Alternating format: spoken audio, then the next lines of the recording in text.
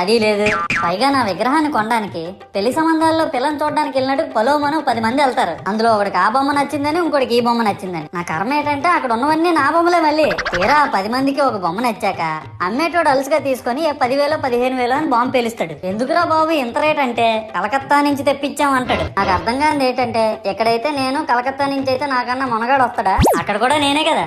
ఇలా నన్ను బజార్లో పెట్టి బేరం ఆడి నా మొహానికి ముసుగేసి వ్యాన్ ఎక్కిస్తారు. ఆ వ్యాన్ డ్రైవర్ గాడు నేను ఉన్నానని కూడా చూడకుండా ఏదో ఆలోచించుకుంటా డ్రైవ్ చేస్తా గతకల్లో గబ్బి గుబ్బి అని తెంచేసి నా కాల్లో చెయ్యి ఎరగొట్టేస్తాడు. ఈ విషయం చందాలు ఇచ్చిన చిన్నోళ్ళకి తెలిస్తే మళ్ళీ ఇరిగిపోయిన బొమ్మ పెట్టకూడదని ఏ బొమ్మ రాసి కవర్ చేసేస్తారు. సరేలే జరిగిందేదో జరిగింది, నా భక్తులే కదా కూల్ బ్రో అని చిల్లయ్యే లోపు నన్ను పందిర్లో పెట్టి ముసుగు తీసి నాకన్నా పొడుగున్నే సౌండ్ బాక్సులు 2 నా చెవులు పక్కన పెట్టి డీజే గణేష్ బ్రో అని చెప్పి నా పాటలను కూని చేస్తారు. సరేలే పిల్లలు కదా ఇప్పుడు కాకపోతే ఎప్పుడు ఎంజాయ్ చేస్తారు, కాసేపట్లో పూజ స్టార్ట్ చేస్తారని వెయిట్ చేస్తా ఉంటే ఆ 5 రూపాయల వ్రతకల్పన బుక్ చూస్తే